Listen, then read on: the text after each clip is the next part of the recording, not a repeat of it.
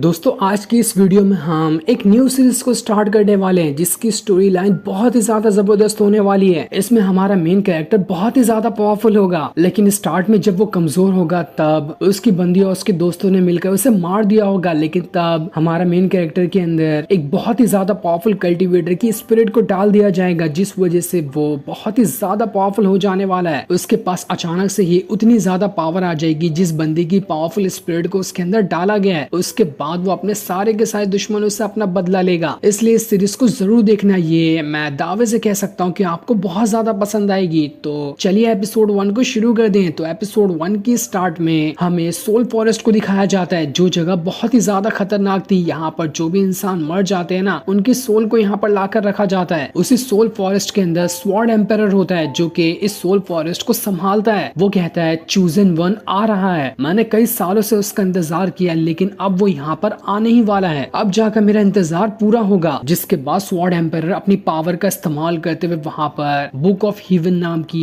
एक spiritual book को बाहर निकाल लेता है, जिसके अंदर कई सारी डिवाइन टेक्निक वगैरह लिखी है और उसके अंदर सभी कुछ चीजों को लिखा जाता है कि कौन बंदा कब मरने वाला है। जिसके बाद हम चैंतियान नाम के एक बंदे को देखते हैं जिसके साथ वू याओ नाम की एक लड़की होती है। बैटल के दौरान वू याओ को काफी ज्यादा चोट लग गई थी, इसलिए चैंतियान अपनी पावर का इस्तेमाल करते हुए उसे ठीक कर रहा होता है। चैंतियान असल में बहुत ही ज्यादा कमजोर है। उसने पिछले 6 सालों से अभी तक के अपना ब्रेक थ्रू नहीं किया। सारे लोग उसे कमजोर मानते हैं, लेकिन फिर भी चैंतियान के फादर ने उसकी हर मौके पे मदद की है। चैंतियान के फादर का ही दिया हुआ एक पिल उसके पास होता है, जिस पिल को वो वू याओ को देते हुए कहता है इसका इस्तेमाल करो, इसकी मदद से तुम्हारी जितनी भी चोटें हैं ना वो रिकवर होने लगेगी। तभी वहाँ पर एक और बंदा आता है जो चैंतियान से कह रहा था आजकल ना लूजर भी लोगों की मदद करने चले हैं। खुद के पास तो पावर होती नहीं, लेकिन दूसरों की मदद जरूर करना है। उसे देखकर चैंतियान कह रहा होता है चैनवू आखिर तुम यहाँ पर क्या कर रहे हो? अगर तुम यहाँ पर हो तो इसका मतलब कि तुमने मुझे यहाँ पर फंसाने की कोशिश की है। और जैसा उसका शक होता है वही चीज वहाँ पर हो जाती है। वो या भी यहाँ पर चैनवू के साथ ही थी। वो दोनों मिलकर यहाँ पर अब चैंतियान के ऊपर हमला करना शुरू कर देते हैं, क्योंकि वो दोनों यहाँ पर चैंतियान को फंसाने के लिए ही लाए थे। चैनवू कह रहा होता है तुम्हें पता है ना, इस खाई के नीचे सोल फॉरेस्ट है, जहाँ पर इंसान को जब वो मर जाता है तो उसकी सोल को वहाँ पर भेज दिया जाता है। चिंता मत करो, अब तुम्हारी बारी है। अब तुम यहाँ पर अपनी सोल को लेकर सोल फॉरेस्ट के अंदर जाओगे, लेकिन तुम्हें टेंशन लेने की जरूरत नहीं है, क्योंकि कुछ ही दिनों के अंदर तुम्हारे फादर भी वहाँ पर आते ही होंगे। मैं उन्हें भी वहाँ पर भेज दूंगा। जिसके बाद वो चैंतियान के ऊपर हमला करना शुरू कर देता है। चैंतियान यहाँ पर कमजोर था और चैनवू और वू याओ मिलकर उसे काफी ज्यादा मार रहे होते हैं। उनके पास चैंतियान से काफी ज्यादा पावर थी। उनसे बचने की चैंतियान काफी कोशिश करता है, लेकिन वो यहाँ पर उनसे फाइट नहीं कर पा रहा था। चैनवू कह रहा होता है पता चला ना कि आज पावर का असल फायदा क्या होता है। हम तुमसे ज्यादा पावरफुल थे यहाँ पर, तो देखो हमने तुम्हें बड़ी आसानी के साथ हरा दिया। अब मरने के लिए तैयार हो जाओ। चैंतियान समझ चुका था कि वो अब यहाँ पर इनके चंगुल से नहीं बच सकता। वो उन दोनों से कहता है देख लेना, अगर आज मैं यहाँ पर जिंदा बच गया ना तो मैं तुम दोनों को जिंदा नहीं छोड़ने वाला। मैं कैसे भी करके तुम लोगों की जान जरूर लूंगा। आखिर तुम लोगों की हिम्मत कैसे हुई मेरे और मेरे फादर के खिलाफ साजिश रचने की? अगर मेरे फादर को भी कुछ हुआ तो देख लेना कि मैं तुम्हें तड़पा तड़पा कर मारूंगा। लेकिन चैनवू कह रहा होता है वो करने के लिए तुम जिंदा बचोगे तब ना। जिसके बाद वो उसे मार कर सीधा खाई के नीचे फेंक देता है, जहाँ पर सोल फॉरेस्ट है। जैसे ही चैंतियान नीचे जाता है, चैनवू सीधा वू याओ को भी उसके नीचे फेंक देता है। वो कहता है मैं तो बस तुम्हारा इस्तेमाल कर रहा था, मुझे तुम्हारी भी जरूरत नहीं है, तो तुम भी जाओ नीचे। अब जैसे चैंतियान सोल फॉरेस्ट के अंदर आता है, वहाँ पर स्वॉर्ड एम्पायर आता है जो चैंतियान से कह रहा था आखिर तुम आ ही गए, मैं तुम्हारा कब से इंतजार कर रहा था। मैं यहाँ पर तुम्हें रीइंकार्नेशन देने वाला हूँ। ये मौका 100 साल में सिर्फ एक ही बंदे को मिलता है, जो कि वो तुम हो। तुम ही चोजन वन थे, इसलिए तुम्हें रीइंकार्नेशन का मौका मिलेगा। जिसके बाद वो बुक ऑफ हीवन को वहाँ पर ओपन कर देता है। उस बुक ऑफ हीवन के अंदर हम एक दूसरे वर्ल्ड को देखते हैं, जहाँ पर एक बंदा बहुत ही ज्यादा पावरफुल कल्टिवेटर था। उसने अपने मार्शल रैल्म को भी ब्रेक थ्रू कर लिया था। सारे लोग उस बंदे की वाहवाही कर रहे होते कि वाह तुमने यहाँ पर ब्रेक थ्रू करके इस पूरे के पूरे सेट के अंदर अपना नाम नंबर 1 पे लिखा लिया, ये तो कमाल ही हो गया। लेकिन तभी अचानक से वहाँ पर बुक ऑफ हीवन आ जाती है, जो अपनी पावर का इस्तेमाल करते हुए उस बंदे को अपने अंदर डाल लेती है। और अपने अंदर डालने के बाद वो उसकी सोल को निकालकर सीधा चैंतियान के अंदर ट्रांसफर कर देती है, क्योंकि उस बंदे का टाइम लिखा चुका था कि आज वो यहाँ पर मरेगा। लेकिन जैसे वो मरा होता है ना, स्वॉर्ड एम्पायर ने उसकी सोल को स्वाइप करते हुए उसे चैंतियान के अंदर डाल दिया था। अब यहाँ पर जैसे ही चैंतियान के पास उस पावरफुल बंदे की सोल गई है, तो उसकी सारी की सारी पावर चैंतियान के अंदर ट्रांसफर हो चुकी है। जहाँ वो एकदम ज्यादा कमजोर था, उसने 6 साल से अपना ब्रेक थ्रू नहीं किया था, उसके पास ऐसे बंदे की पावर आ गई जिसने अपने मार्शल रैल्म को भी ब्रेक थ्रू कर लिया है। इस वजह से सेकंड भर के अंदर चैंपियन बहुत ज्यादा पावरफुल बन चुका है। स्वॉर्ड एम्पायर कह रहा होता है, मैंने यहाँ पर तुम्हारी ख्वाहिश पूरी कर दी, अब तुम इतने ज्यादा पावरफुल बन चुके हो कि दुनिया में तुम्हारे कोई भी दुश्मन क्यों ना रहे, तुम सारे के सारे दुश्मनों का मुकाबला कर सकते हो, कोई भी तुम्हारे सामने नहीं टिक पाएगा। जिसके बाद हमें यहाँ पर स्वॉर्ड एम्पायर के असल प्लान का मतलब मालूम पड़ता है। उसने यहाँ पर जानबूझकर चैंपियन की सोल को एक पावरफुल बंदे के साथ मर्ज कर दिया था ताकि वो उन दोनों को मारकर एक साथ उनकी पावर को एब्सॉर्ब कर सके। वो कहता है, तुम्हें क्या लगा था कि मैं इतनी आसानी के साथ तुम्हें यहाँ पर जिंदा छोड़ दूंगा? मेरा तो यही प्लान था कि मैं जब तुम पावरफुल बन जाओगे तो उसके बाद तुम्हारी सारी की सारी पावर को एब्सॉर्ब कर लूं। और देखो यहाँ पर मेरा प्लान कामयाब हो रहा है, मैं तुम्हें यहाँ पर नहीं छोड़ने वाला। वो चैंपियन की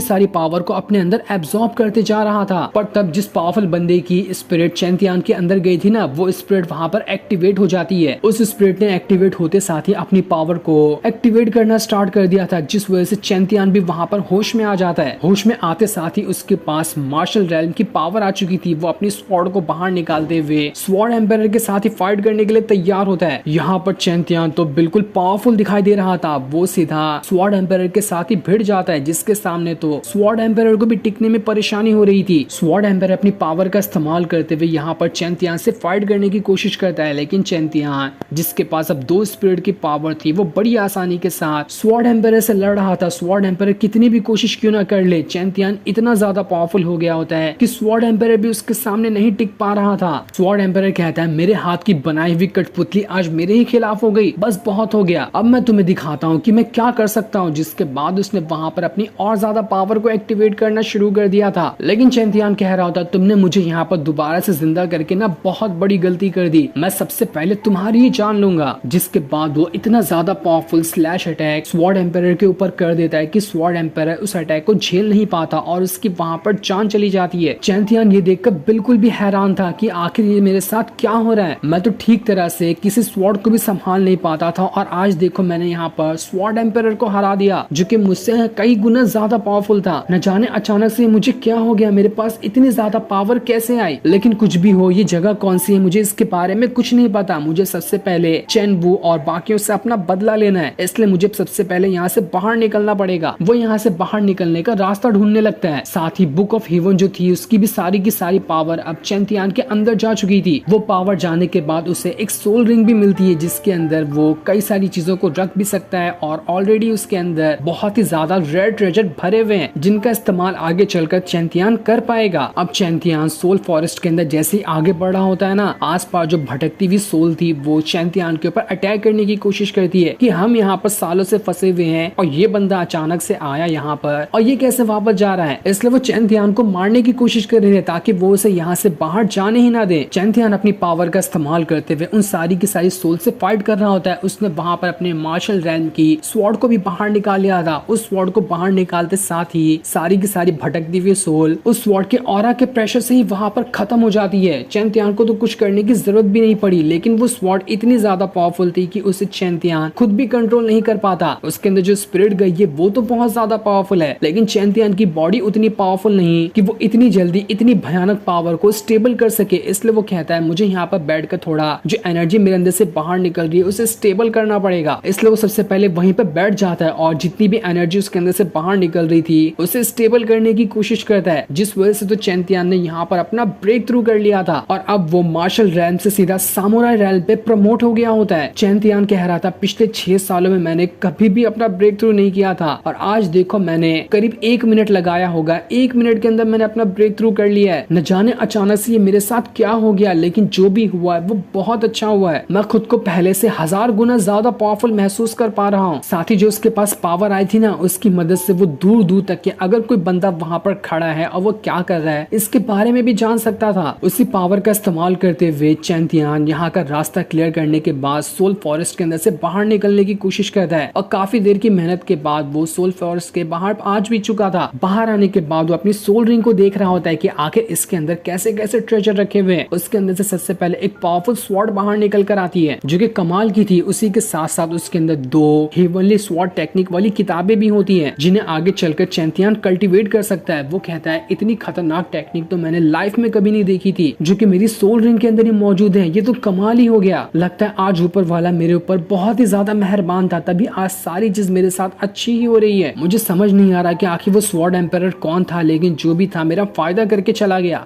जिसके बाद चैंतियान उस हीवनली टेक्निक को सीखने के बाद उसे ट्राई करने की कोशिश करता है। वो जैसे अपनी स्वॉर्ड बाहर निकालता है ना, उसे कुछ करने की जरूरत ही नहीं पड़ती, उसके ऑरा से ही सामने रखा हुआ पहाड़ 2 हिस्सों में कट जाता है। इतनी पावर आ चुकी थी चैंतियान के पास। पर तभी चैंतियान को ऐसा महसूस हो रहा होता है कि मेरे आसपास कोई है जो मेरे तरफ ही बढ़ते हुए आ रहा है, इसलिए वो वहां पर चौकन्ने हो जाता है। जिसके बाद वहां पर जैंग नाम का एक बंदा आ चुका था। वो वहां पर आने के बाद चैंतियान से कहता है, आखिर तुम हो कौन और मेरे इलाके में आने की तुम्हारी हिम्मत कैसे हुई? ये पूरा इलाका जहाँ पर चैंतियान मौजूद था वो सोल फॉरेस्ट से तो बाहर निकल चुका था, लेकिन जिस इलाके में वो अभी मौजूद था वो इस जैंग नाम के बंदे का था। उसे देखकर चैंतियान कह रहा होता है, ये बंदा हाल फिलहाल तो मुझसे ज्यादा पावरफुल है, इसकी कल्टीवेशन पावर मुझसे ज्यादा है, लेकिन अगर फाइट हुई ना तब भी मैं इसे यहाँ पर आसानी के साथ तो लगता है हरा दूंगा। जैंग चैंतियान से कह रहा होता है, बच्चे मुझे तो यहाँ पर तुम कोई कमजोर डिसेबल लग रहे हो, तुमने यहाँ पर पहाड़ तोड़कर अच्छा नहीं किया, इधर आओ और मेरे जूतों पे अपनी राख रगड़ते हुए मुझसे माफी मांगो तो मैं तुम्हें यहाँ से जाने दूंगा, वरना मैं यहाँ पर तुम्हें नहीं छोड़ने वाला। जिस पर चैंतियान कहता है, क्या मैं तुम्हारे बाप का कोई नौकर हूँ, जो तुम कहोगे वो मैं मान लूंगा। जिसके बाद चैंतियान ने अपने स्वॉर्ड को बाहर निकालते हुए जैंग के साथ फाइट करना शुरू कर दिया था, जो देखकर तो जैंग का दिमाग बौखला जाता है कि ये कमजोर आदमी मेरे सामने आकर मुझसे जबान लड़ा रहा था। जिसके बाद अब देखते ही देखते चैंतियान और जैंग के बीच में फाइट शुरू हो जाती है। वो कह रहा होता है, ये बंदा तो मुझे कमजोर लग रहा है, लेकिन असल में जो इसके पास स्वॉर्ड है ना वो सामुराई रेल्म वाली है, आखिर इसके पास स्वॉर्ड कैसे आई? लेकिन खैर कोई ना, मैं इसे बड़ी अच्छी तरीके से मजा चखा सकता हूँ। वो लगातार कई सारे अटैक चैंतियान पे करते जा रहा था, लेकिन चैंतियान जैसे उसके अटैक से बचने की कोशिश करता है, उसके सामने